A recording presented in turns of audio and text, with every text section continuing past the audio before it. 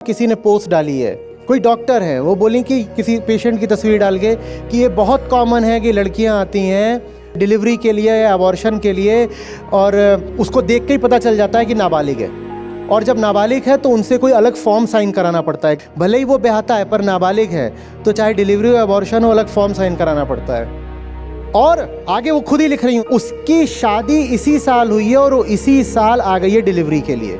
17 साल की है, 16 साल की, उसको प्रेग्नेंट कर दिया। और यही नहीं, पहला एबॉर्शन हो गया, उसके तुरंत बाद उसको दोबारा प्रेग्नेंट कर दिया। और वो जो लड़की है इतनी बेहोश है कि उसको ये भी नहीं पता होता कि उसके लास्ट पीरियड्स कब आए थे। वो लिख रही है कि वो ये चीज़ भी अपनी सास और अपने पति से पूछती है क्योंकि उसकी उम्र ही बहुत कम है, कुछ नहीं जानती। पगली, तुमने इतना सेक्सुअलाइज कर दिया रिलेशनशिप को कि तुम्हें 16 साल की लड़की को प्रेग्नेंट करते हुए भी दुख नहीं होता। ये किसी स्वस्थ रिश्ते के लक्षण थोड़े ही हैं। नर नारी में कोई ज़रूरी है कि रिलेशनशिप, फिर पूछ रहा हूँ, प्राइमरीली सेक्सुअल हो?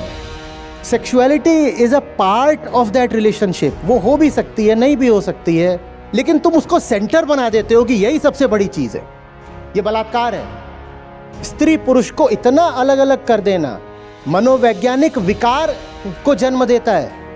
उसी से ये सब होती हैं, फोर्स प्रेगनेंसीज और इतने rapes. Healthy relationship between all distinct entities, किसी भी तरह के डिवीजन को बहुत महत्व मत दिया करो।